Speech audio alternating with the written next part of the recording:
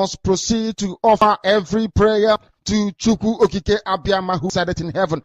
Therefore, as we always commence, not from today, but from of old, our Father who art in heaven, nna nke bi n'eluigwe, ka aha gị dị nsọ, that your name may be hallowed by men, that we may bow at the mention of it, that we may offer every glory unto thee, that we may offer you every adoration and adulation, because there is none like thee.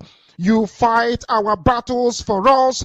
Every blessed day you demonstrate through your kindness and your everlasting mercy that you are our Lord, our God, and our Creator. This evening we offer these your children unto thee. All over this very planet that you created, they are listening across the entire 24 time zones on this very planet where they inhabit. They are listening to your gospel this very evening, this gospel of redemption, a gospel of hope, a gospel of restoration, a gospel of renewal, this very gospel of freedom, this very gospel of emancipation, as only you ordained. That this very gospel must be preached, that mankind may be set free from the eternal damnation of the creation of the British. My goodness me, I want to remain in the spirit, because we must worship heaven. We answer your name, O Lord of hosts. Everything about us is designed to offer glory unto thee. We have atoned for our sins last year. This very year we have not only atoned for our sins, we have sealed, we have shed blood, they have shed our blood. We have let our sacrifice be made unto thee. Even on the 30th of August, as we are being felled by the bullets of the enemy, by the workers of iniquity and of darkness, we remain very strong today to beckon upon thee, to ask you for your mercy and for your grace, to ensure that your kingdom is restored upon the face of the earth, that you can bring your healing hand to bear upon the life of those of them that you created for one singular purpose, and that purpose alone, which is to worship you in truth and in every honesty. Is there any way that we have erred? Is there any way that our ancestors may have sinned? We confess before a congregation of the whole of humanity to ask you, oh Lord of hosts, to have mercy on us. You must have mercy upon us. We have suffered enough. We have been subjugated enough. We have been tortured enough. We have been imprisoned enough. We did not do these people anything. Our only crime is to answer your name. Our only crime is to be born your children. Our only crime is to excel at everything that we place our hands into. Our only crime is to exhibit your glory and your blessing, which manifestedly is upon our lives every blessed day. That is why they want to kill us. That is why the British want to join those of them who don't know you to destroy your creation and your inheritance. You will not allow shame to befall your name. You will not allow the enemies to triumph over the lives of your children, because you created us to exist, to worship, to honor, and to praise you. That is exactly what we are going to do when this Biafra comes. It will come in truth and in every honesty, because we remain every blessed day whiter than white and whiter than snow. Is there any way that we have sinned that you cannot forgive us our trespasses, to enable us to fulfill your own word, which was spoken thousands of years ago, that instead of what you promised not to come to pass, that heaven and earth will cease to exist? You opened your mouth to bless mankind to the coming of Yahweh Yeshua, who came here and said, let your kingdom come on earth as it is in heaven. Those words can never be in vain, because they are anchored upon your holiness and your magnificence. That is why in the end we know that Biafra will come, that these children that we have given birth to all over the world, and their children, and their children, and their children, as long as they give birth to them and they are Biafrans, they will worship you in truth and honesty. Through this very work we are doing, mankind will come to understand you. Let your miracle be wrought in our lives. Let us witness and behold your magnificence, your holiness, your mystery, and your grace. Under our command, O Lord of hosts, we call upon you. We call upon you to heal. We call upon you to provide succor to those of them who are inconsolable. We ask you to come and strengthen those who are weak. We ask you to restore hope where there is hopelessness.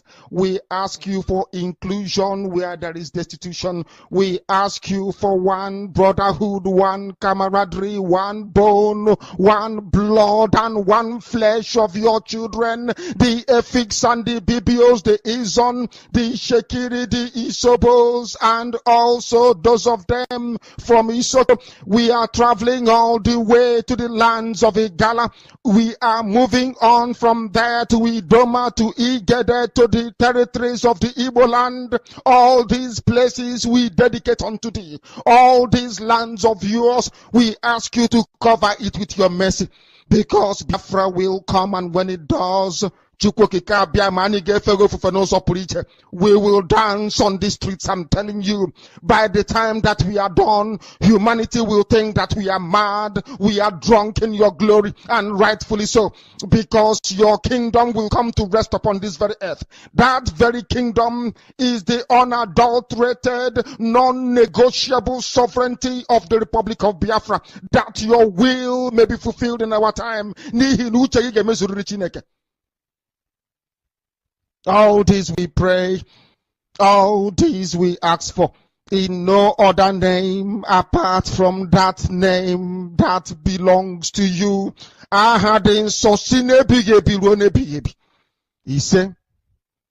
He said, thank you so much for joining the broadcast. I appreciate you wherever you're connecting from across the world. If you're joining this broadcast from any part of the world, I thank you very much for joining. Today, I'm come again, as usual, to speak to my fellow Biafrans, to let you know the situation of things and the things that are forgotten. Today, we are going to talk about the reality of the takeover of Abuja. For a very long time, the information has been coming that Abuja is going to be taken over, but people don't believe it. For a very long time, the revelation has been coming. Mazi Nnamdi Kanu started shouting about the takeover of the Zoological Republic totally by the terrorists. People never believed it. The case of Abuja came up and people were talking about it, the information were coming, including a governor. A governor came out to make a testimony about the takeover of Abuja, and he was shut down on national television. People never believed him. He was attacked. I played the video here. So many information has been coming. But still, some people close their deaf ears as if they don't know what is happening. Some pretend that it's not happening. But today, every single thing we have been hearing in the past is coming to pass today. They are becoming reality. And I'm going to show it to you. I'm going to show it to you. I'm going to prove it to you with videos. I'm going to show you so many videos today for us to be able to get to the point of what we are talking about. The reality of the takeover of Abuja. When Samuel Oto came and spoke about that, people were thinking that it was just a joke. People were thinking maybe it was a blackmail, he was trying to be relevant, or maybe he was fighting for party or whatever. But the information that Samuel Oto passed is a real information. That is why in one of my programs I said, you must take every information serious. Don't play with every information you get from the Zoological Republic. Whatever information you get in that contraption called Nigeria against the Fulanese on their plans and the terrorist plans, don't take it lightly. Don't take it as a campaign slogan. Do not take it as maybe a party talk. It is a reality. Either the one they are confessing by themselves or the one other people are bringing.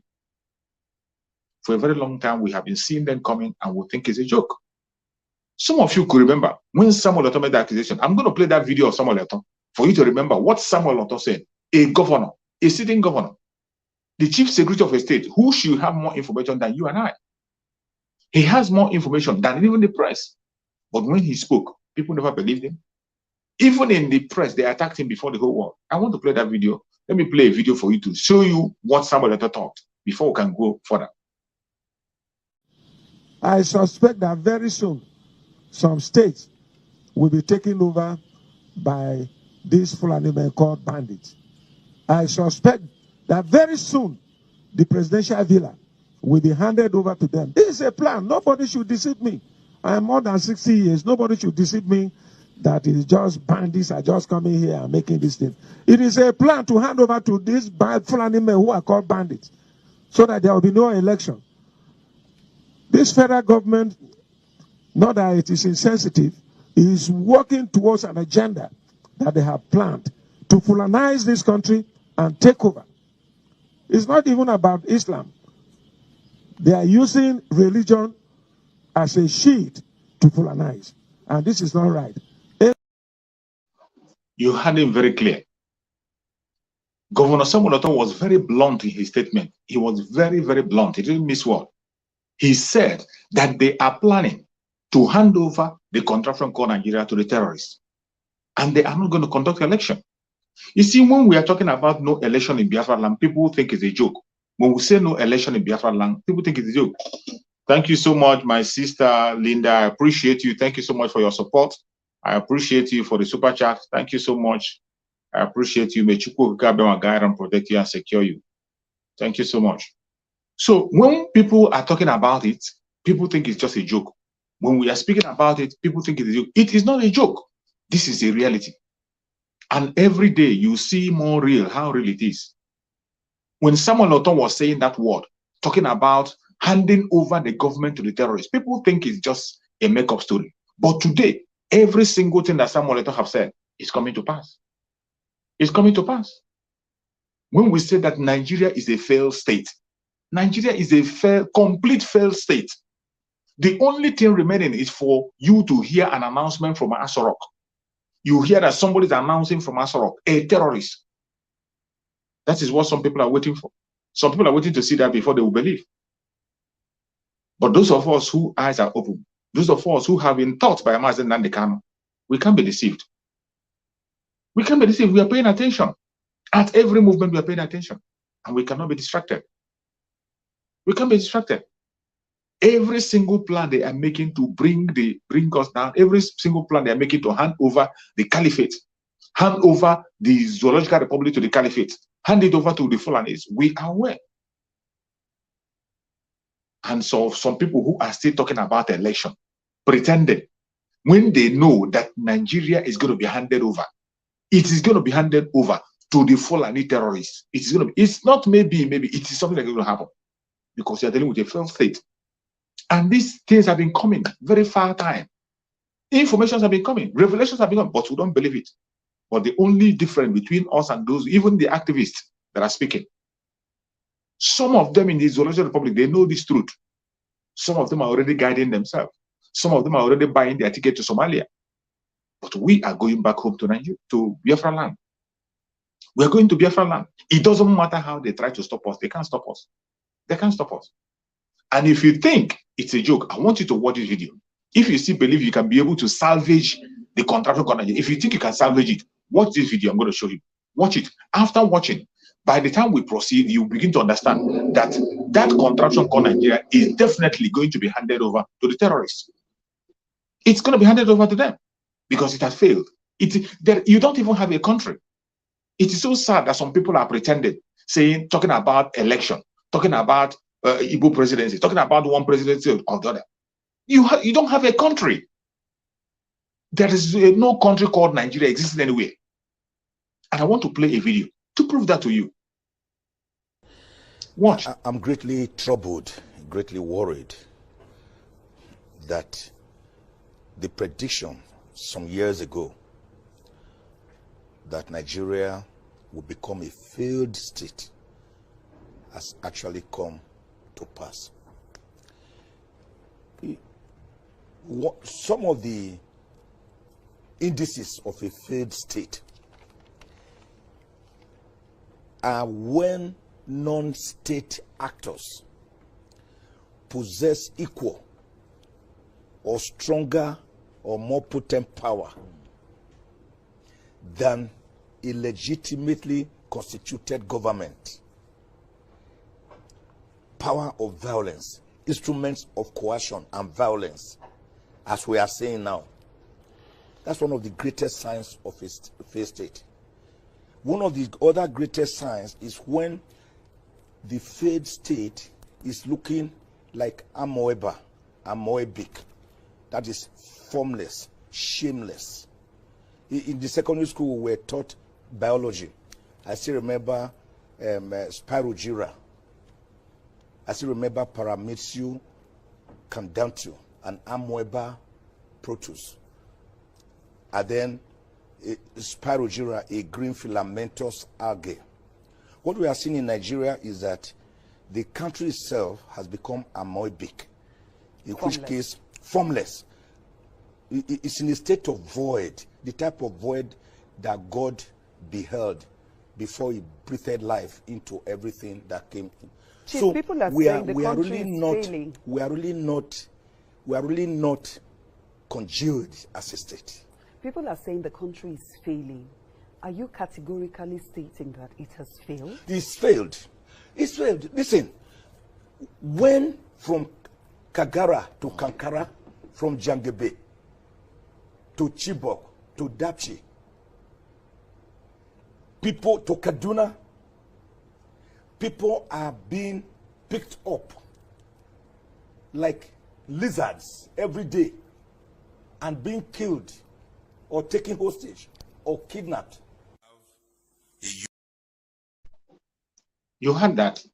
The person speaking there is not somebody that you don't know. That is Mike Ozekhome, the lead counsel of Mazi Nnamdi Kanu. You heard what he said. Nigeria has ended. It's a failed state, failed completely. It has failed. A place where the government does not have control of anything. The government of Nigeria doesn't control anything in that Zoological Republic. They don't control anything. They don't have control over anything. And you still see some people pretending somehow that it's going to be. It is not going to be better any day's time soon. Please share the video. As you're joining, you share. As you're joining the broadcast, kindly share the video. It cannot get better. It can never, ever get better any soon. The earlier you wake up and begin to prepare, you pack your bag and baggages and go back to your zone, to your region, the better for you. Just like the Biafrans are doing. We Biafrans are already good. We are going home. In 2023, we are going back. We are going home. Nothing is going to stop it. No amount of distraction is going to stop it. Nigeria has ended long time ago, and they are pretending. Those of them who are waiting to hear announcement from Asorok, you want to hear a terrorist speak for you from Asorok. It is going to happen. A governor has said it that it will happen, and it's going to happen. It's going to happen. And if you think that things are going to change, you are just a dreamer. You are just a dreamer. You are deceiving yourself. You heard the person that spoke, a senior advocate in that contraption called Nigeria, just told you that Nigeria is a failed state. That Nigeria is shapeless. It cannot hold anymore. In a place where human life doesn't matter anymore. In a place where human life do not matter anymore. People's life are being taken at will. You cannot travel a kilometer without being scared of your life. Initially, they were thinking it's just in the forest. But today, in your capital city, Abuja of all people, you cannot move an inch. You can't move an inch in Abuja. And yet, the government in power don't care. They don't seem to understand what is going on. They feel less concerned. They are not bothered. They are not bothered in any way. And you still see some people walking about, talking about election. You still see some people who claim to have knowledge, who claim to have wisdom, talking about election. That is why I say wisdom is not only in the four walls of the school. There are some people who have acquired so many certificates, but at the end of the day, they don't have the senses. Mazi Nnamdi Kanu said it. If you don't allow Biafrans to go, prepare to buy your ticket to Somalia. And you see so many of them purchasing the ticket to Somalia. So many of them are purchasing that Somalia ticket. So many of them are purchasing it unknowingly. We are in a place where the government have been handed over to the terrorists. And if you think it's a joke, I'm going to play another video for you. I'm going to play the videos I'm going to play to you is to prove to you that Nigeria is a terror, is already in the hand of the terrorists. The country, the contraption called Nigeria is already in the hand of the terrorists. This is not a question of saying make you ask. It's already in the hand of the terrorists. That's what I'm trying to prove for you. But some people are still waiting until when they hear somebody making an announcement from Asorok. That one is going to happen. But for now, the only way, only thing that you need to do today to save your life is to return back to your zone. Return to your zone and join your people. I want to play another video for you. Watch and listen to what the man has got to say. If you understand and identify what we're dealing with, are the terrorists expanding their frontiers? Are we seeing a change in tactics? Or is crime evolving?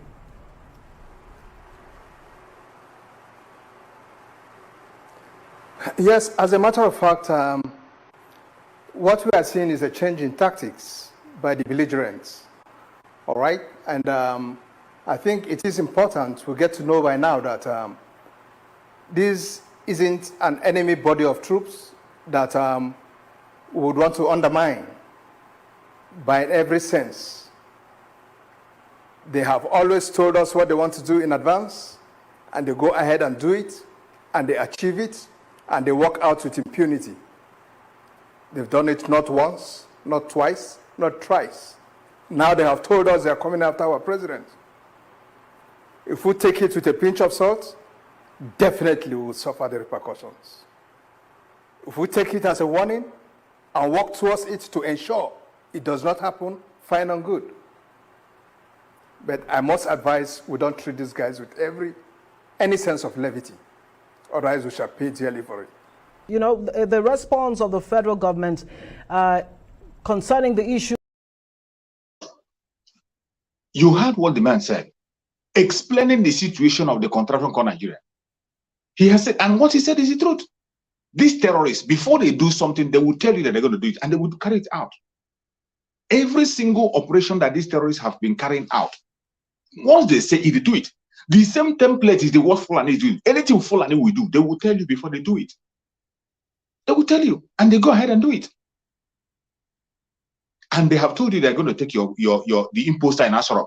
They say they're going to take him, and take the midget in Kaduna, and you think it's a joke. Already we know that the person in Asorok, excuse me, we know that the person in Asorok is not Muhammadu Buhari. Excuse me. The person in Asorok is not Muhammadu Buhari. And they are trying a way to take him out of the picture. This movie they are playing for you is going to end very soon. But it's so sad that people from the southern part of Nigeria who are supposed to be awake are not awake. The people who are supposed to pay attention and do the needful, they are not doing it. They feel less concerned. It is sad, but that is the situation. It is sad. The people that are supposed to be careful, they are not being careful. They are playing with their lives. Once before they do anything, they will tell you that they're going to do it, and they will do it. You see, so the person that we just spoke is a military man, an ex-general. That's what person that is a retired general speaking. That you shouldn't take these terrorists for a joke, and they are not joking. And I'm going to play another section of that interview. They continue the interview to ask him more questions, and you will see what he's going to answer, proving to you that Abuja and Sorok has been taken over already. You know, for them, those of them who are coming on their conventional media, they cannot speak the way we are speaking. They will always speak in parable. Those of them who are coming into their conventional media, who still have conscience in them, they can never use the language we are using. They cannot tell you things verbatim the way we are saying it. They will always try to be politically correct. But when we come on social media and speak, we'll tell you exactly the picture of you get the clear picture of what they are saying. That is why we play their video.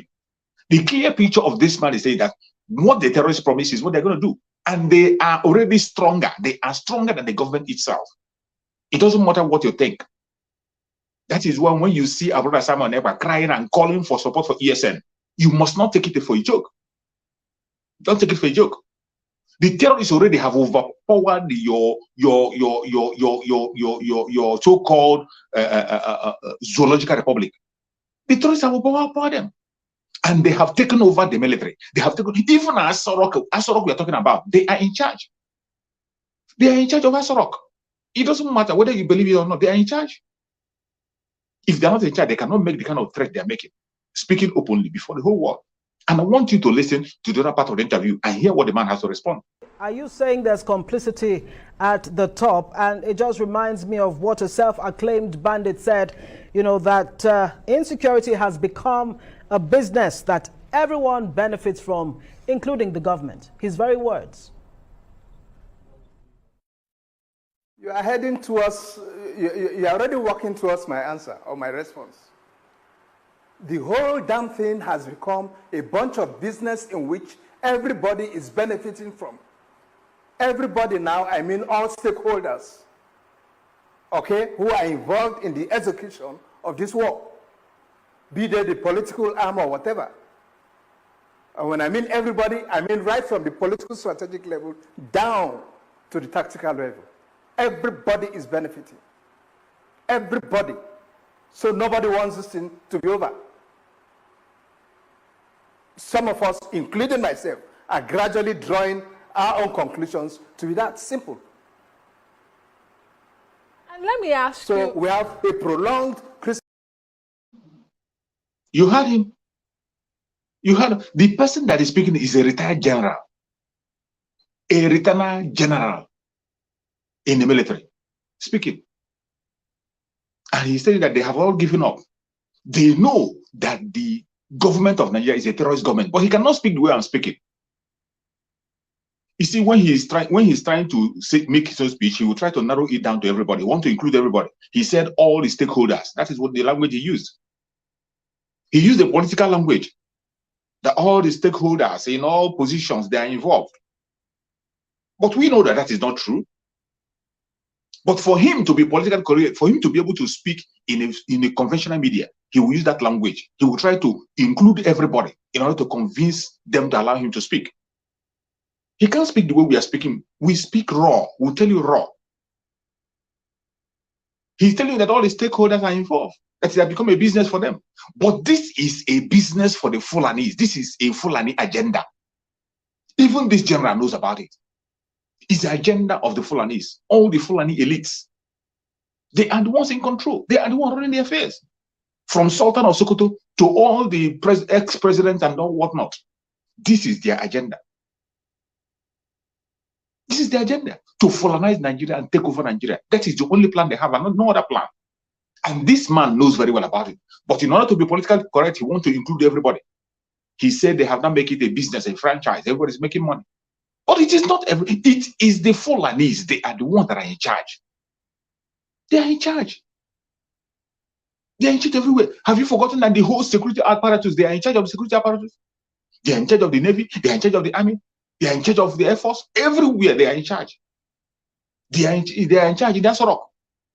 In the House of Assembly, they are in charge. So who are you accusing? Are they, is it not the Fulanis that are in charge everywhere? Fulanis are in charge. If they don't allow people to do, if they don't allow things that happen the way it happens, it cannot happen. But this general cannot speak the way I'm speaking. He can't speak the way I'm speaking. He will only come and generalize and include everybody so that he can be able to pass the message. It is left for you that is watching, to dissect that message and get the point.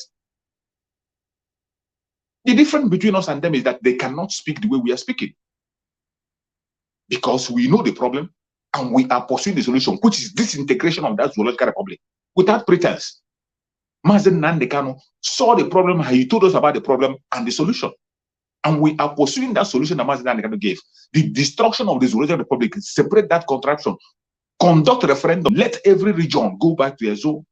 Everybody go back to your tent, oh Israel. That is the only solution that is going to save life in the zoological republic.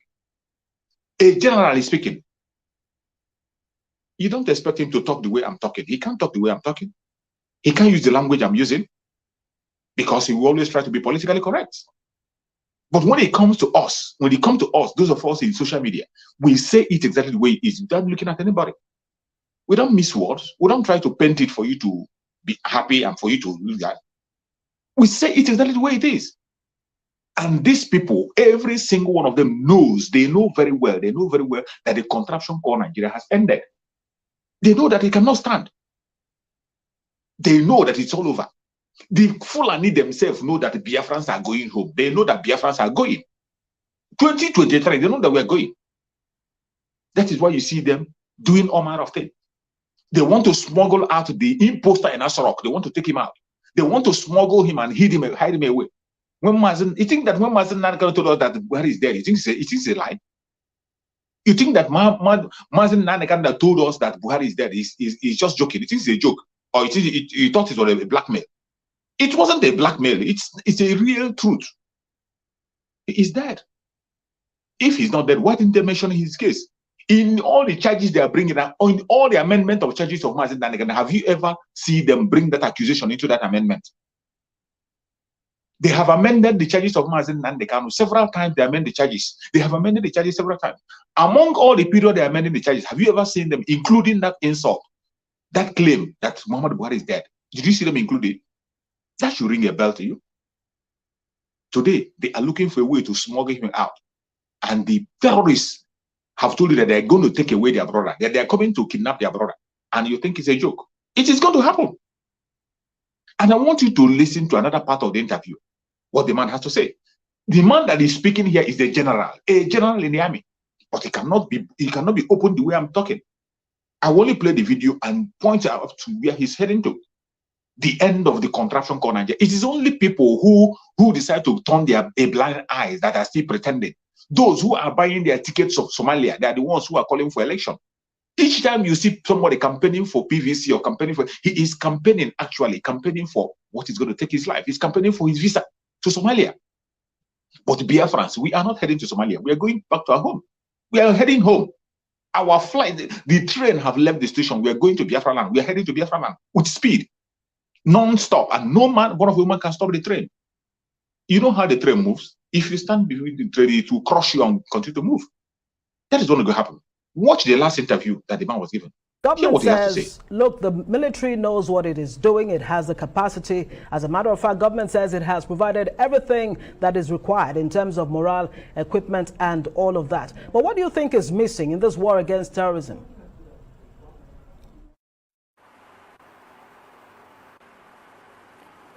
Well, if only I get it clearly, the missing link, I would say, is that we still have some level of deficit emanating from intelligence operations. It is either intelligence is right, and they are conveying to the appropriate authorities the relevant intelligence or information they are getting from the field, which, of course, they get crystallized into intelligence and pass on to appropriate authorities. And maybe the authorities are not making any use of such intelligence, or something else is wrong. I'm afraid we have serious issues with intelligence. All right? Before we begin to talk of the overflogged issue of manpower and what have you, which some of us have always, we've become apostles of a manpower issue now in the national security sector. Okay? Besides this, so much has been said. It's just that it has come to our understanding, for those of us who are experts, availing advice. It has come to our own understanding that we seem to be talking to a bunch of leaders who are deaf and dumb. Okay? They are not adhering to advice. They are not taking our advice. They are not trying to see how you can be of assistance or help in any way. And for every passing day, we are sinking as a nation. Colonel Stanlabo, the question really is, you talk about intel. You talk about intel. Is the problem the lack of it or the refusal to use intel when it comes in the case of Kuje and even the Chibok situation?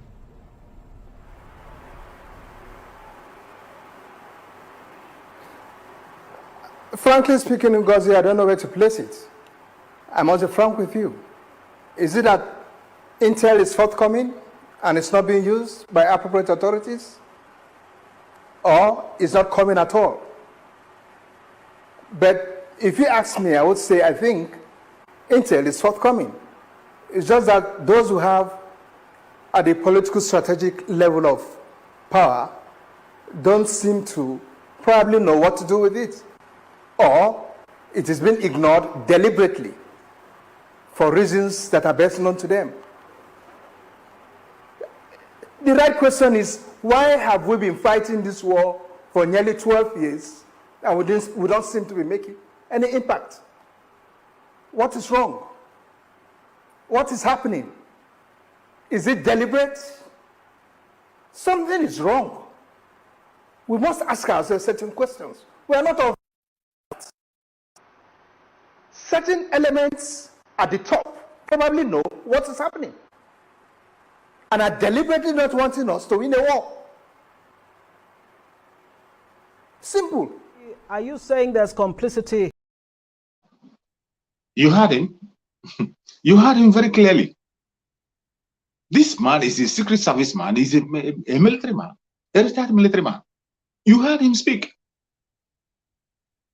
Every time the hand is pointing on us, complicity, complicity, complicity. But they cannot speak the way we are speaking. They will always generalize. They will tell you some information. The intel is not getting to the political side, the political intel and whatever.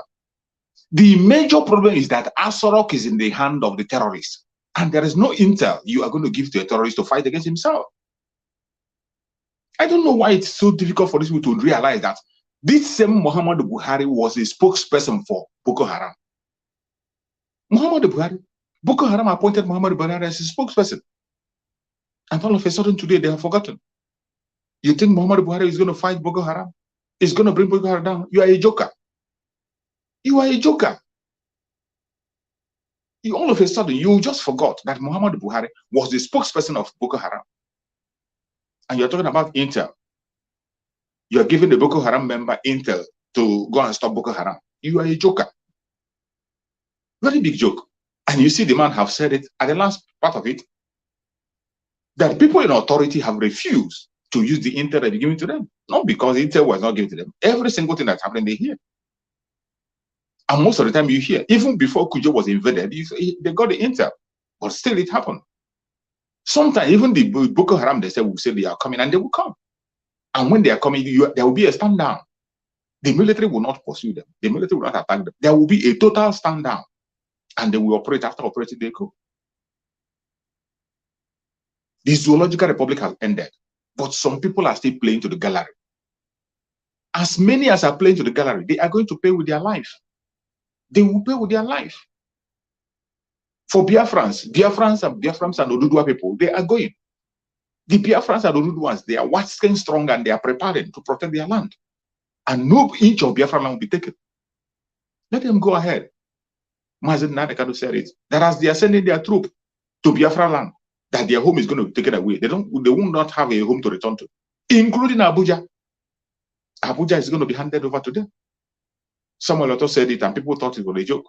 It's going to be handed over. It's going to be handed over. Whether you like it or not, whether you believe it or not, it is going to happen before your own very eyes. You see it happen. You see it happen and you have no choice. It is going to happen. It will happen before your own very eyes. They take over. This is the situation we have found ourselves in the Zoological Republic. This is the situation we have found ourselves. We continue to talk, we continue to complain, we continue to cry. But the things that are happening continue to happen. They don't care about what you got to say. They don't care about what you got to do. But recently we saw the senators came out and they begin to talk about, the senators came out and they are talking about, what did they say? That they want to impeach the imposter. Even the action of the senators shows you that they are not serious. How can you give a man that have stayed 7 years plus, a man that has some few months to leave office, you are giving him 6 weeks before you can impeach him, even when you know that he is incapable and not, you know very well that nothing can change. If they were serious, they just go ahead and impeach him. They don't need to inform anybody or begin to give any warning to anybody. They go ahead and impeach him. If they are serious, they would have gone ahead and impeached him immediately, because the center cannot hold anymore. The center cannot hold. But for them to come together and begin to peddle all those lies, they want to impeach. I want you to hear from them, hear the rubbish they will say. Just listen. Hi, I'm Layo Olarinde. Here's your Channels TV evening news recap for July the 27th, 2022. Senators from opposition parties have issued a 6-week ultimatum to President Muhammadu Buhari to tackle the security challenges facing the country. They also threatened to commence the impeachment proceedings against the president should he fail to address the insecurity within the period given by the lawmakers. Senate Minority Leader, Senator Philip Aduda, made the position of the lawmakers known today while briefing reporters at the National Assembly in Abuja, the nation's capital.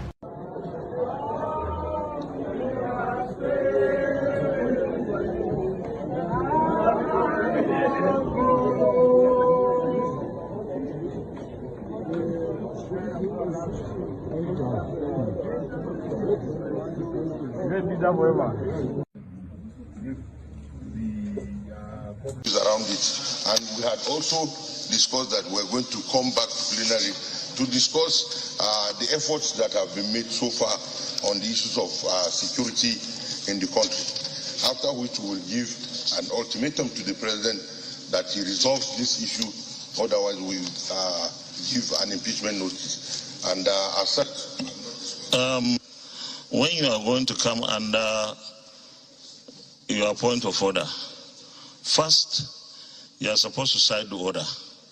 Second, you are supposed to discuss with me what you are going to discuss. You didn't. Thirdly, I read the progress report. Thirdly, when I read it, when some of our colleagues were still not listening. Thirdly, we have already passed that stage. Look at where we are today. So, just hold on, please. So, at this moment, that point of order, I don't know what it is, but falls flat on its face.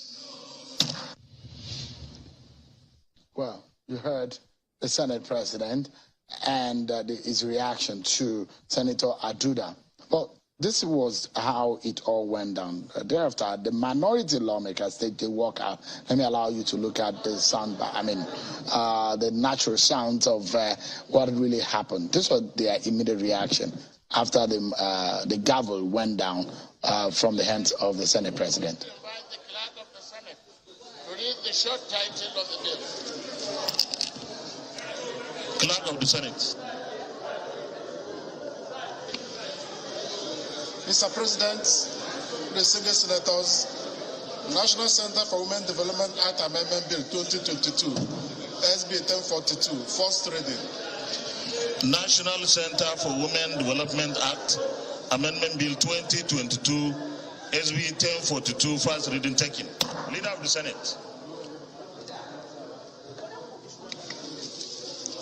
The third business of the day is the presentation of how it all went. They were moving out. It does look like the Senate President was going to continue with the proceedings in the Red Chamber. But when they did all of this, they went and addressed the press. This was their reaction to what happened on the floor. Senator Aduda again. The minority caucus in the Senate, we also took into cognizance the fact that the Senate had at various levels, at various times, convened various security meetings, various security issues were discussed, and we did recommend to government various steps and measures aimed at curbing these issues of insecurity. We realized that even Abuja that we are in is no more safe, and all of you will agree with us.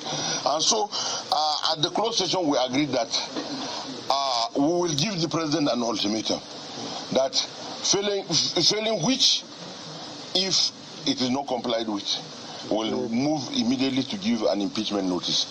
And this we agreed at the executive session, at closed door session. So when we came out of the closed door session, we expected that the Senate President will brief the public on the issues that have happened, but however, that did not happen. So we have come here in protest to brief you and to let you know that we're with Nigerians in this struggle and that we're worried that nowhere is safe in Nigeria. And as such, we have come out of the we walk out of the chambers in protest that the security situation in Nigeria is deteriorating and urgent steps needs to be completely taken to ensure that these issues are covered immediately. These are the issues that were discussed, and these are the reasons why we left the Senate plenary in protest. Thank you very much. How soon will you formalize your impeachment threat against the president? Well, we have given 2 months' notice within which 6 weeks. Within 6 weeks precisely, within which this security issues should really be resolved. Even if it is, all our resolutions should also be implemented. You heard them. You have heard. You see how unserious they are. These are the lawmakers who are supposed to direct the president on what to do. Do they look like people who are serious to impeach the man? Do they look like serious people? They are not serious. From 2 months to 6 weeks. You are giving 6 weeks. In a critical time, in a time where there are critical periods, in a time where people's life is in danger, in a time where the capital is invaded, you are giving 2 weeks to a president who has been in power for more than 7 good years. A president had just some few months to stay in office. He had few months to stay in office, and you are giving him 6 weeks before you can take action. You are giving him 6 weeks before you can take action. Do they sound like serious people? Of course, they are not serious. They are just doing that for the show. They are just doing it for the. You look at them, you don't see any seriousness in it. You don't see any seriousness in what they're saying. Their capital is under attack. In a massive attack, the Boko Haram is about to invade, take over Asorok. And they see that the person they kept there as a president is not speaking, he's not saying anything. He doesn't care. His own guard has been attacked. He doesn't care. He doesn't say a word. And yet, these people are still there watching him. They are looking at him. And all of a sudden, they come and begin to issue a speech. Do they sound serious? These people you saw that we are making a speech, do any one of them look like serious people? They are not serious. None of them is serious. Every single one of them, they're not serious. From their tone. This one, they first mentioned 2 months. From 2 months, the wrong story is 6 weeks. And that 6 weeks they are talking about, they are going for recession. They are going for holiday. In a critical time, when the life of people is in danger, when their country is invaded, they are going for recession. They are going for holiday for 6 weeks. Do they sound like serious people? If it were to be a serious country, if it were to be a nation, a serious nation, even when they were on holiday, they will be called back from holiday. They will be called back from holiday to take action and make sure that that imposter in Asorok is removed. But of course, the imposter in Asorok is in charge. And even most of the people you are seeing in this very Senate, they are all members of Boko Haram. The terrorists are in the Senate. Look at the Senate president sitting there. They have raised that motion of impeachment. He threw it to the dustbin. He doesn't want to listen to it. He didn't even want to hear the impeachment issue. The Senate president didn't even want to listen to them at all. And I want to show you the interview that was granted to Shehu. Shehu granted to Adesina, Femi Adesina, the media aide to Muhammadu Buhari. Then you will see how he was playing with words. You see how he doesn't even care about what is happening. He doesn't even care. He feels less concerned. He laughs over everything. Even when Abuja of all people is invaded, the presidency doesn't care. They don't care. How would they care? After all, they are aware of what is happening. After all, they have the intel. They know what is happening. They know when they're going to hand over to the terrorists. They know that eventually terrorists will take over. The imposter in Asorok knows that his time is up. And the only way for him to disappear and we will not see him again is for him to hand himself over. And he cannot hand himself over to the United Nations. Never. He can't hand himself over the world. He will only hand himself over to his fellow terrorists. You will then hear they kidnapped him and killed him and he removes his mask, and that is the end of it. You're not going to see his body, neither will you see where he was buried. That's only going to happen. That's only going to play. This movie is about to end. They want to end the movie because they know the time has come. Because Biafrans definitely will go. They know we are going home. Biafrans are going. 2023, that is where they are on speed. They are moving on speed. They are moving on. When you see the first video I played, that man told you, that colonel told you that anything that these terrorists say, they will do it. That you don't take them. When the terrorists tell you they will do something, they will definitely do it. Their courage is second to none. When they tell you they will do something, they do it. And they have that courage because they have somebody supporting them in Asorok. And they have told you that they're going to take your president. They're going to take a governor. Those people who are the key actors in Boko Haram, they want to take them along with them. And they will disappear from the picture. The imposter in Asorok will disappear. Muhammadu Buhari will know he's dead long ago, buried in Saudi Arabia. Our Supreme Mazi Nnamdi Kanu said it, and people didn't believe him. People didn't believe. But ask me, why didn't they push that thing among the cases that Mazi Nnamdi Kanu is facing in their court? It was not added. They never questioned him about it. Now that they had the opportunity to ask him, why did you say that Buhari is dead? They never asked that question. And today, they want to end the movie. They want to end the movie, and they're telling us they want to kidnap. And they know, even the Senate president know what is going to play out. They are all into it. They are all in the game together. And I want you to listen. When Femi Adesina was confronted about the insecurity in Abuja, what is happening in Abuja, you will see the manner and the way he was talking. Just listen carefully. Listen carefully to what this very interview I'm going to play. It is very important. It's going to show you, it's going to prove to you that the Abuja already is in the hand of the terrorists. Abuja already is, and the Asorok themselves know. You are only waiting. When we are talking about Afghanistan scenario have already happened. Just like you saw when the terrorists came to Afghanistan, the president just entered a flight and left the country. This is what is going to happen. When they are going to besiege Asorok, when the terrorists will enter Asorok, your imposter in Asorok will disappear. He will disappear, and you will see him no more. The film has ended. They have done what they want to do. The film has ended. But we don't care about them. We are only talking for those who doesn't know what is happening to them, those who are still buying their ticket to Somalia, to quit buying ticket to Somalia and join the ticket that is heading to your homeland. If you're a Biafran, buy your ticket to Biafra land. Join the ESN. Join the Biafran struggle. Join the Biafran struggle. Support the ESN. They are your only tickets to Biafra land. Support the ESN. Any amount you have, support the ESN. If you're from Oduduwa land, support the Oduduwa group. Support them. You're from the Middle Belt, support your group. Any region you are, go back to your region. The time is now. Stop wasting your energy and your time. Stop wasting your energy. The die is having cast. Everybody's going home. The Fulanis know these things better. I don't know why the Southerners cannot open their eyes. They can't. They have ears. The eyes. They cannot see. That is why they are riding everybody. You see Southerners, they claim to be most educated. When you see it, they say they are educated. They go to school. They do this. They do that. But at the end of the day, they have nothing to offer. They claim to be very, very educated. Very educated. But at the end of the day, the uneducated people are cutting the show.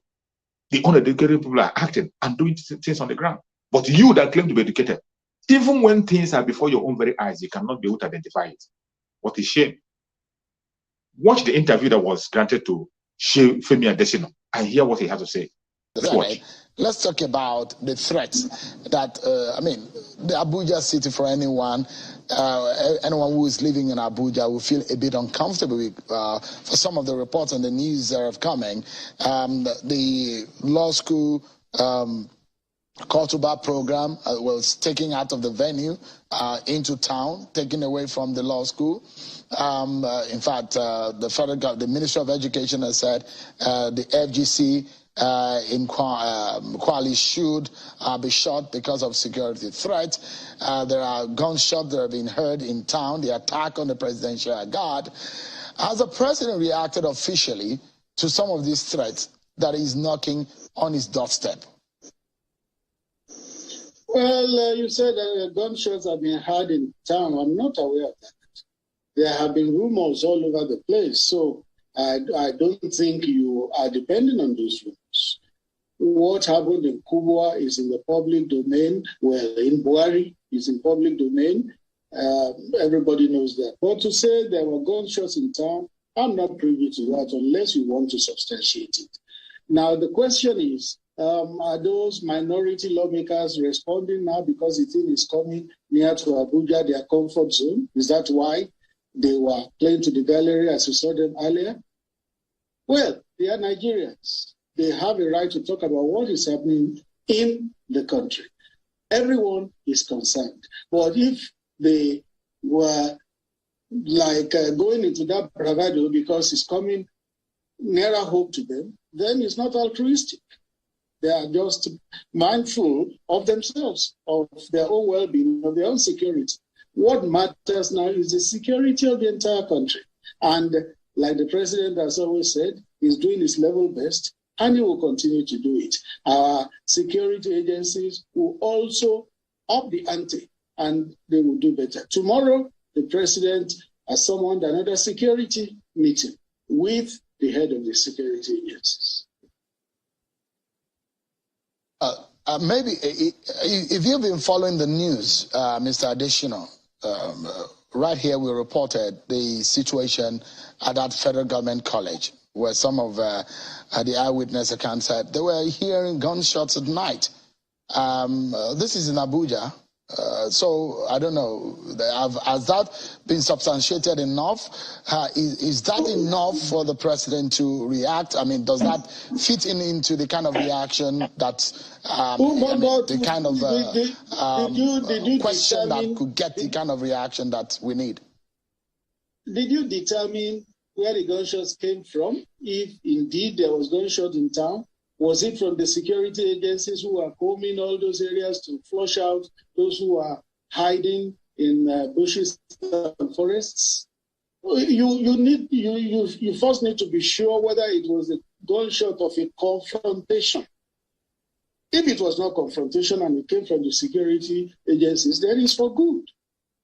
We shouldn't just conclude. What is a gunshot, Mr. Additional, I believe?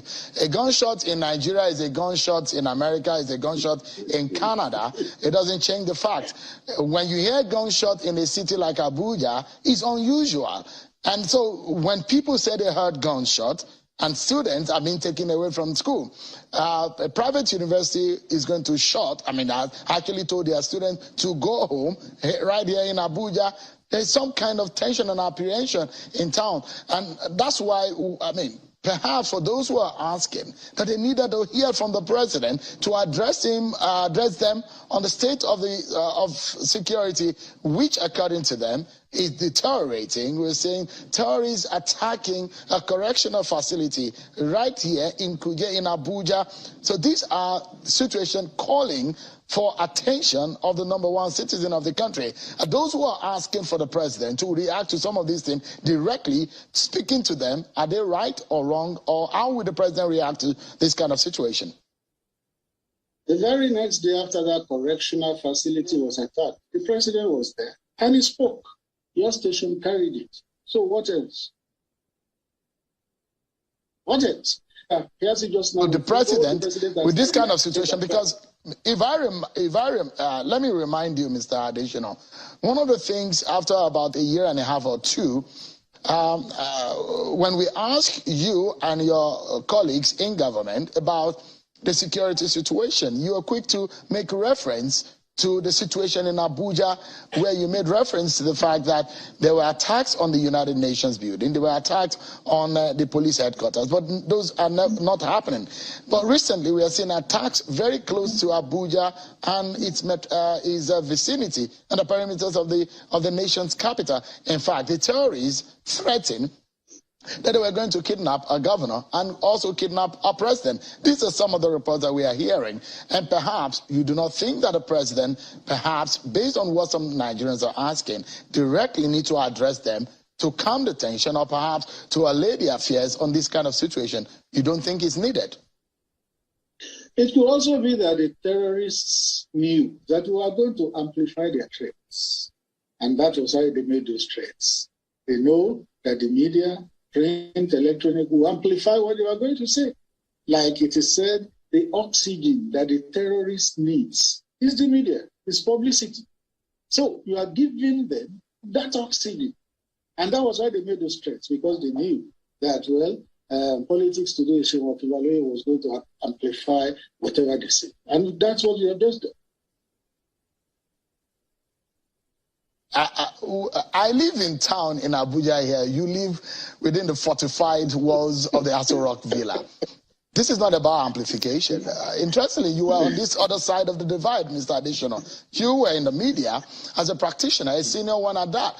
The question is, when they attacked Kuje Correctional Facility, was that a warning enough for it to be amplified? When the Minister of Education said, go away from school, was that just drawing attention or something that we need to really pay attention to? The question tonight, Mr. Additional, is what the government is doing differently to stop some of these security threats. Fine. You have seen the way he's playing with words. Somebody wrote there, he was asking for my contact, Emeka Obidigwe or so. Emeka was asking for my contact. Go to Facebook and write me a message on Facebook. Chook Survival.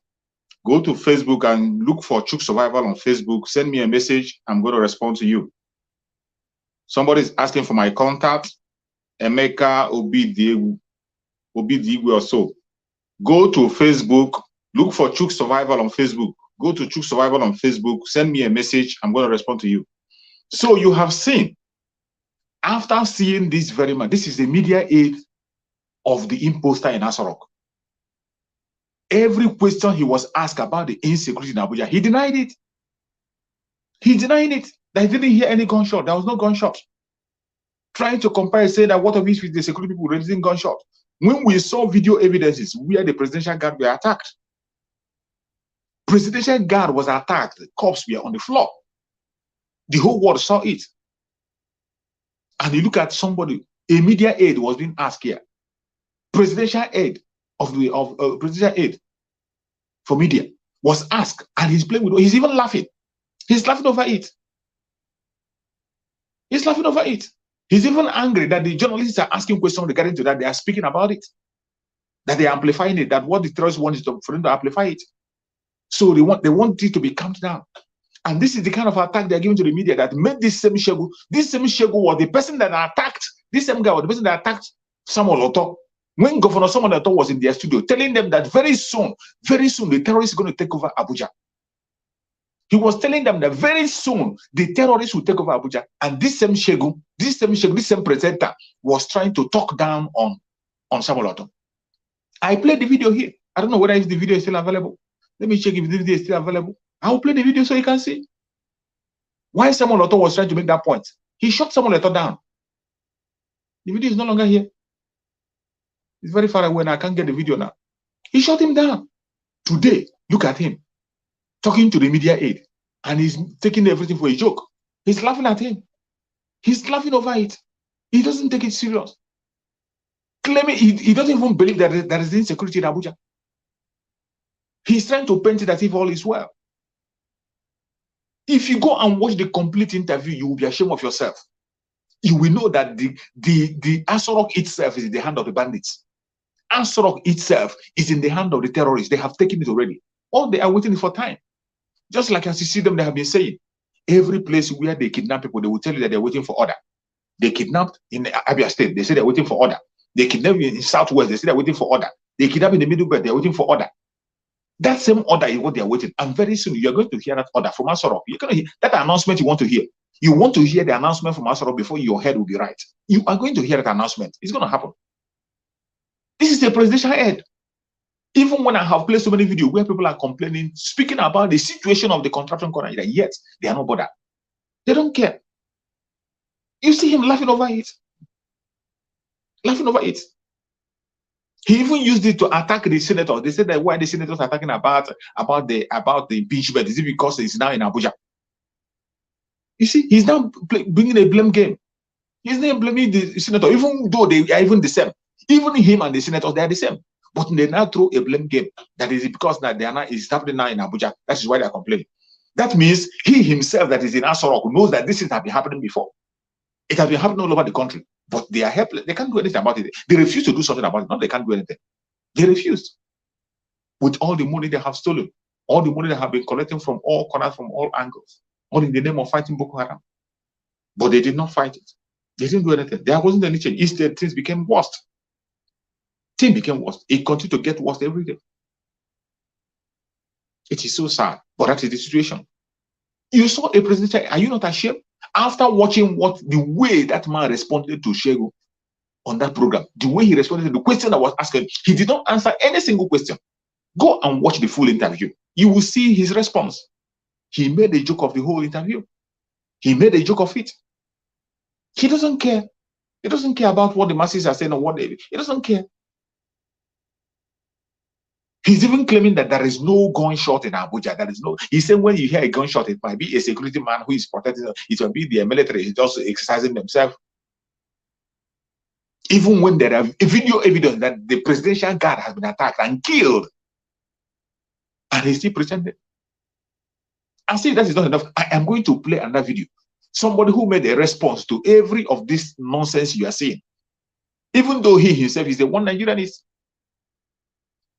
Senior advocate of Nigeria, Femi Falana.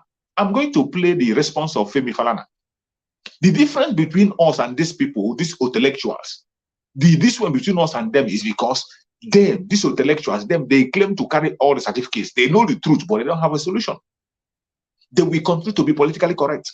They will continue to be correct until their head is cut off. They will be trying to be politically correct until they dip themselves into the shit that they cannot be able to come out anymore. But for us, we cannot wait for that long. Mazi Nnamdi Kanu have already shown us the light. Mazi Nnamdi Kanu have already laid the master plan on how we're going to get our freedom. And that's what we're following. I want you to watch and listen to the response to Femi Falana has to give to them. Even though he himself is a one Nigerianist, he is not facing reality yet. He's still thinking that somehow, he's one of those pushing for buying their ticket for Somalia. He is still supporting that Somalia flight. He is supporting Somalia flight, but listen to what he has to say. Where we differ is that we don't want to go with them to Somalia. We want to drop from that ship. Somebody made that comment here.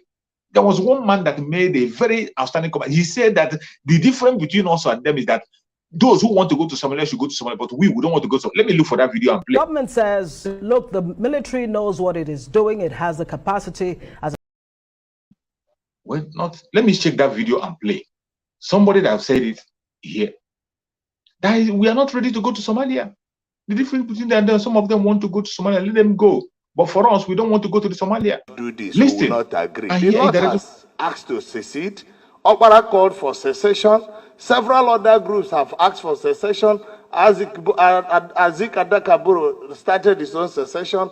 At all times, the solution to secession is not to become bullish.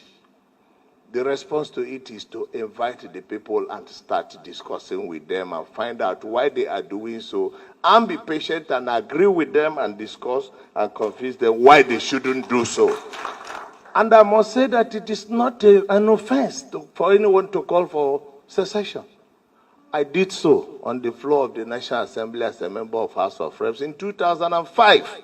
I called for the creation of the sovereign state of Biafra, and the heavens did not fall.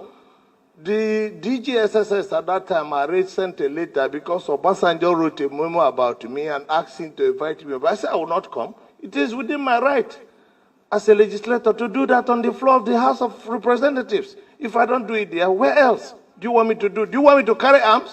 So all of you must get used to having people say that they are so sick and tired and they want to leave. It's not a big deal. And let us even follow it. The truth remains, like our elder statesman, Dr. Hakim Baba Ahmed has said, that we are moving close towards Somalia and Afghanistan. I agree. He is very, very correct.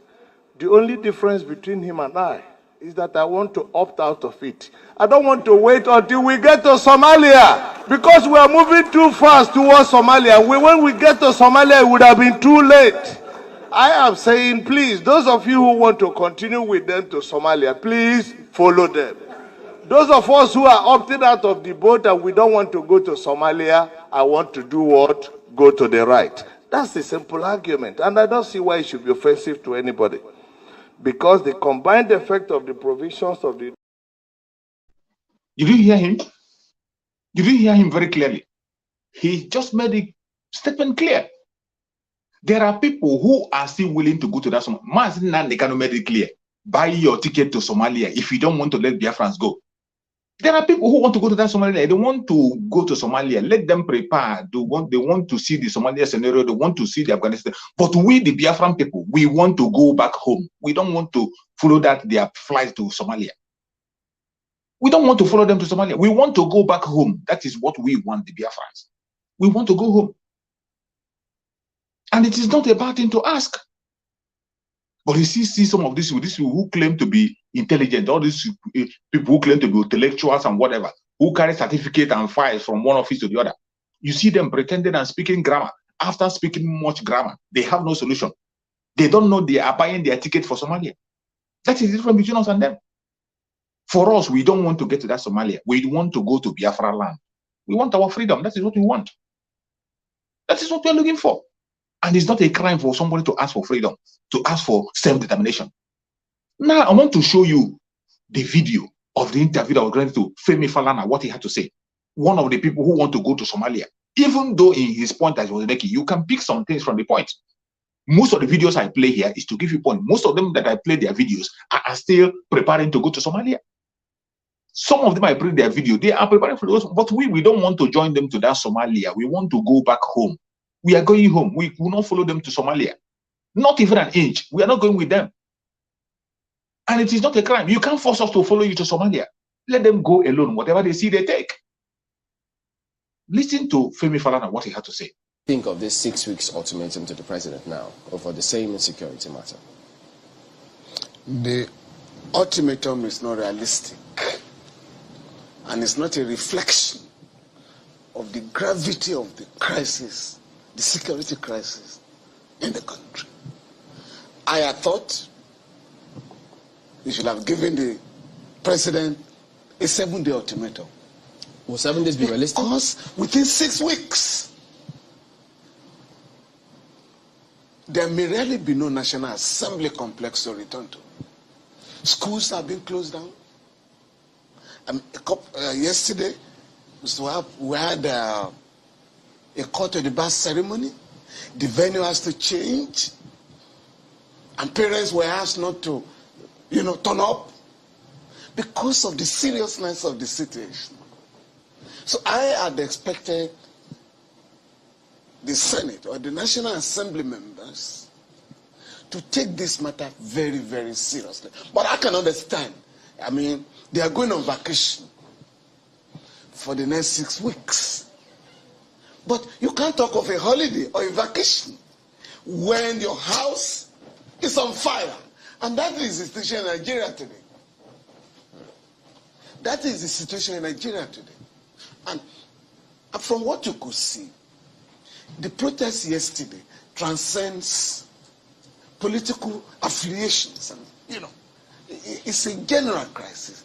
And it shouldn't be seen by the presidency as an attempt by the opposition to embarrass. If members of the advanced team of the president are attacked and killed, and members of the presidential guard are killed, it is a serious crisis. And the criminal elements are threatening. I mean, can you imagine the temerity to threaten that they're going to kidnap the president of the country? So it's not enough to say, oh, this is laughable. What are we doing? What is the government doing to allay the fears of Nigerians? For instance, I was traveling to Abuja last week. Quite a number of colleagues, members of my family, were wondering, what is so urgent that you are going to Abuja? Please be careful in Abuja. You only say that in a war situation. And if care is not taken, if we continue with the lackadaisical attitude of the political class, we're going to be in trouble. You can't talk of elections next year if the situation is not arrested, and not gently too. The economy is in crisis. Where are you going to get money From what we are being told by the central bank now, where are you going to mobilize the fund? Even to acquire weapons. So it is a very serious crisis that requires an emergency session of the National Assembly. But is it really feasible to impeach the president? By the way, you said the political class, but this latest move, do you think it is actually feasible to go the whole hog to impeach the president? You see, by virtue of Section 14, subsection 2, subsection 2 of the Constitution, the welfare and security of the people shall be the primary purpose of government. Once the welfare of our people has been sacrificed, security is under serious threat. In fact, the National Assembly has been slow, extremely slow. What more could they have done? In setting the engine in motion for impeachment. And with Chamberlain, with regards to impeachment, will the National Assembly be able to pull off what it takes, to get senators and lawmakers at the lower chamber across party lines to impeach the president? Because everybody is under threat. You listen to them on a regular basis, including APC senators, APC members of the House of Representatives. Many of them are saying they cannot go home because their homes, their states have been taken over by terrorists. So it cuts across party lines. And the crisis in the country is a national one. And, the authorities will have to go back to the drawing table. Because we can't go on reading press statement by the presidency when Nigerians are kidnapped, or when terrorists are asking family members of abducted people to pay ransom to the tune of 100 million per person. You can't do that when there is a government in place. The payment of ransom openly, it is a confirmation of the mere collapse of the government. And there should be no sentiment here. We should all be worried as a people that we never went so low. Even during the Civil War, there were areas that were well secured. But today, recently we saw the attacks on military institutions in Kaduna. And that is a fortress. You have heard it. You have heard from a senior advocate directly. What you see, I always tell you that these are one of the people that are buying the ticket to Somalia. My sister Adazion is saying they should take Peter Obi along. My sister Adazion, Peter Obi is already a captain. He is the one that is going to pilot the plane. Peter Obi is already a pilot. He's already a pilot. So nobody needs to tell him. He's already a pilot taking them to that Somalia. Peter Obi is already a pilot taking them to that Somalia, my sister. So when you hear these people speak, that is where you find out that we are not on the same page with these people. And we can never be on the same page. We are not on the same page, and we can't be on the same page. Look at him. When he started initially, he agreed that these so-called politicians, these so-called lawmakers, they are not serious. They are not showing any sign of seriousness. And whatever impeachment is going to do, they are not serious. That is how he started. But at the end of the day, when the person that is interviewing him asked him, are you sure that this people can be able to impeach this man? He began to dance and speak grammar. He began to speak grammar. People are from different parties. They are from different parties. They will come together. It concerns everybody. This is the difference between we and these people. This is how they are buying their ticket to Somalia. This is a man who started a speech by saying that these people are unserious. Let me play it again. I want you to listen to the first speech he made. First speech he made, then he compare it. Let me play it. Think of this 6 weeks ultimatum to the president now over the same insecurity matter. The ultimatum is not realistic. And it's not. Did you hear him? The ultimatum is not realistic. This is not realistic. He didn't believe what they're saying. But when he was asked, do you think that they will be able to impeach this man the way he began to talk? Everybody is concerned, everybody is shouting. They might be shouting and talking, but it doesn't really concern them. It's not even affecting them directly. It's only a phone call and they pay money into their various accounts and none of them will come there to vote. Including members of all the parties, all the lawmakers you see there. It's just a phone call and money will be in the account and they will never come to vote. Some of them will be absent. The way they always do. When they see those votes will be conducted, most of them will go for another assignment. They will not come to court that day, to sit in that day. They will not attend the sitting. They will be absent. You'll be surprised. Your own lawmaker, the person representing your village, will be absent in such kind of a delicate voting. That is what the people in the Southeast are doing. All the politicians in the South, all the lawmakers in the Southeast, whenever a serious vote will be conducted, they will not come. They will not come to sit in that day. Some will tell you they went to Lagos. Some will tell you they went to a special assignment. That is the day they will go for a special assignment. Any day they will conduct such voting to impeach the president, every one of them will go for special assignment. But when this man was asked, instead of him to face reality and say the truth the way it is, he began to dance with the word, began to dance it. This is the difference between us and them. Those people who call themselves human rights activists in that contraption called Nigeria, they are different from freedom fighters. We, the freedom fighters, we say it exactly the way it is, without missing word, without painting word, without trying to make anybody comfortable. We say it with the way it is, without looking at face. But then, when they come to conventional media, they will use grammar to confuse themselves. They will begin to speak all manner of grammar. But when we listen to them, we pick out the information. We know the information. We pick them out. We thank Chukwu for Mazi Nnamdi Kanu. Mazi Nnamdi Kanu came and gave us the key to unlock all the mystery. Mazi Nnamdi Kanu gave us the key to unlock all the mystery. All the mystery, we unlock it. Mazi Nnamdi Kanu gave us the key. And all the mystery have been unlocked. If you are still dreaming today, if you are still enslaved, if you are still being deceived, you are the one deceiving yourself. You are deceiving yourself. We are not going with them to Somalia. Asorok has been taken over, whether you like it or not. It's up to you. But we, the Biafran people, we are going home. And if you think it's a joke, think again. We are going home.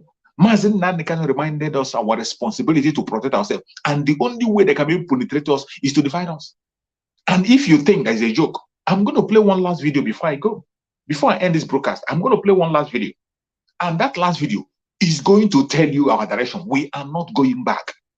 It doesn't matter what you think. It doesn't matter what you feel. It doesn't matter if you support Biafra or you don't support Biafra.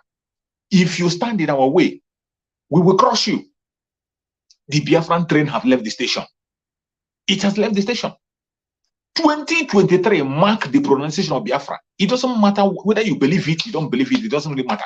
If you don't want to support Biafra, it is okay. Relax. Just relax. When we get the Biafra, you come and join us. If you don't want to speak about it, no problem. Relax. When Biafra comes, you are free to come. Biafra is going to contain every one of us and our in-laws and friends. It is going to contain us. If you don't want to participate, relax. If you feel you want to participate, there's a role to play. This is the time to play that role. Support the ESN with your finance. When you hear about self-defense is not by mouth. You're not going to defend yourself against somebody who have AK-47 with your mouth. You are going to use the necessary weapons. And it costs money. You must support the ESN. Go and check the ESN flyers and see the link on how to pay for the ESN. Pay and support them any amount. Don't wait until the day of fundraising. Support the ESN at any given time. They are the only source of weapon we have. If anybody tells Biafra with them, what you have to do, if you have people, if you are watching from Biafra land, prepare yourself. Prepare yourself. Stock up food for yourself. Stock up food, because a time will come when you will not have time, when there will be no place for you to go and shop. A time will come when the market will not function. Stock up food, as much food as you can. Stock it up for yourself. If you're living abroad, reach out to your people. Tell them to stock up food. Anything can happen at any time. You don't expect us to say everything verbatim online. It's not everything that you can hear directly online. But as time goes on, things are going to begin to unfold. The spokesperson of Biafra today have given a mandate, and it's not a joke. It's not a joke. Take it serious. Every single information you get today, take it serious. Every information you hear about the caliphate, about the terrorists, about the Fulani terrorists and whatever, about the Zoological Republic, take it serious. Don't play with it. Every single information you hear from today as you're watching the video, take it serious. It is not a joke. It is definitely going to happen. If you don't want to fight with Biafra, it is no problem. Relax. But don't be a stubborn block. If you decide to be a stubborn block, that is when you're going to meet your end. If you are standing in between, you don't want to come in, you don't want to go out. You want to stand and hinder people who want to go home. You want to hinder those who want to go and get the freedom. You are going to be crushed, whether you like it or not. And before I go, I will play this last video for you to watch. Listen carefully to what our brother Samuel has to say. Are yet to wake up from your slumber or your sleep and get the point that we are exiting Nigeria. Exiting Nigeria is not going to come from the platter of golden plate. You have to sacrifice for it. And we are ready to sacrifice everything, including you, if you come and stand in the way of freedom. So you need to know how serious we are. We are damn serious. Some of you are not getting it. You think we are here to build political movement? We are here for freedom. Freedom comes with price. Okay? The only thing you can do is to comment on social media. Don't ever stand on the way of Biafra freedom. We crush you. Their interest is suppressed. Biafra is the key. Once they can hold Biafra down, they can hold all of Africa down. Hey, freedom fighting, sorry. Because all these people are criminals, they are saying there is no way this man cannot be a criminal like themselves. They don't have a different breed altogether. They don't know that. I am Nnamdi Kanu. I don't do all this nonsense you do. My father was a very rich man, not ostentatious. I had the finest education that his money could afford. We are not poor. Have never been. That is why a poor man cannot be a freedom fighter. If you're not full of yourself, you cannot be a freedom fighter. You have to go everywhere. We must continue. You have heard from our supreme leader, and you heard from Samuel Ekpa. This is the situation, but we must have to stay strong. We are going home. It doesn't matter what anybody is saying. It doesn't matter what anybody is saying or preaching from any angle. It doesn't matter the distraction you see. Don't be distracted. Remain focused. Don't allow yourself to be distracted. Do not allow yourself to be distracted. No matter what you see, no matter what you hear, continue to stand firm. We are going home. Biafra is here already. 2023 is going to mark the beginning of a celebration. 2023 is going to mark the beginning of the celebration. It doesn't matter what anybody says. It doesn't matter what you think or what you believe. This is a reality that you can never, ever deny. A reality that you cannot run away from. No matter how you pretend not to hear it, you pretend not to know it, you will see it staring at your face. It will continue to stare at you. It will continue to stare at you.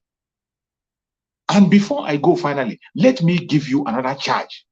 This will be the last charge I'm going to give you. The last charge Mazi Nnamdi Kanu gave us.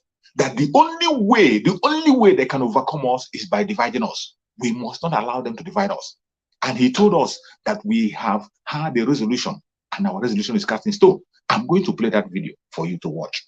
Listen to the charge that Mazi Nnamdi Kanu gave to us. Fulani Janjaweed can overwhelm us is by dividing us.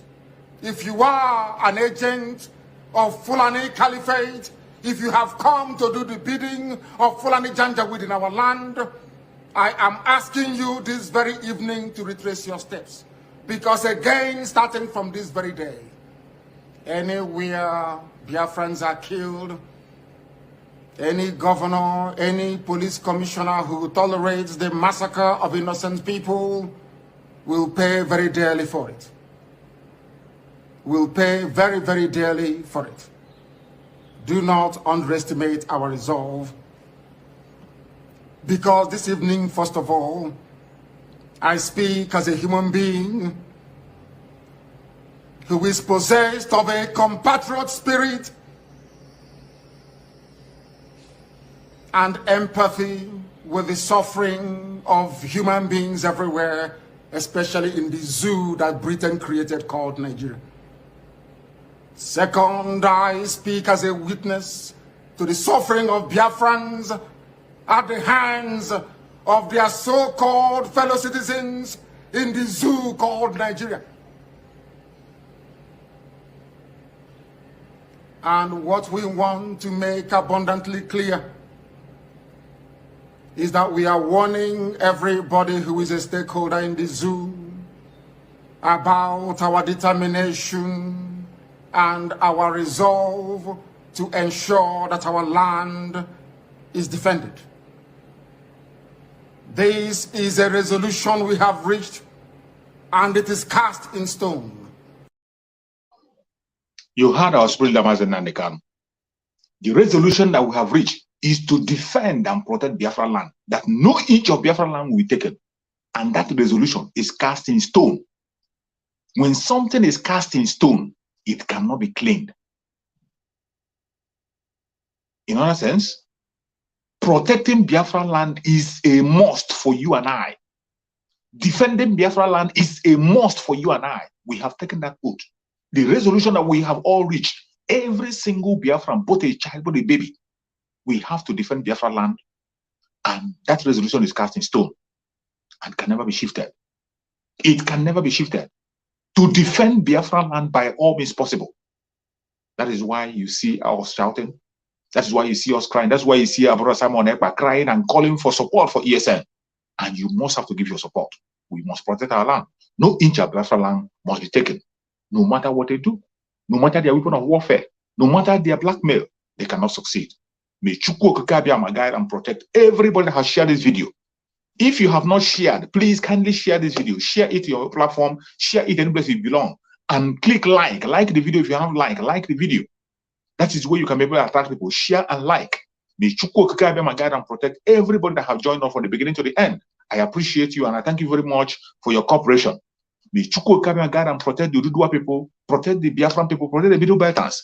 May Chukwu Okike Abia guide and protect our brother Simon Ekpa. Secure him and give him more wisdom, knowledge, and understanding. May Chukwu Okike Abia guide and protect our supreme leader Mazi Nnamdi Kanu. Secure him. No weapon formed or fashioned against Mazi Nnamdi Kanu shall prosper. No weapon formed or fashioned against Mazi Nnamdi Kanu shall prosper. No weapon formed or fashioned against Mazi Nnamdi Kanu shall prosper. Thank you so much for watching wherever I'm watching from. And remember this, I will see you again tomorrow by the special grace of Chukwu Okike Abia.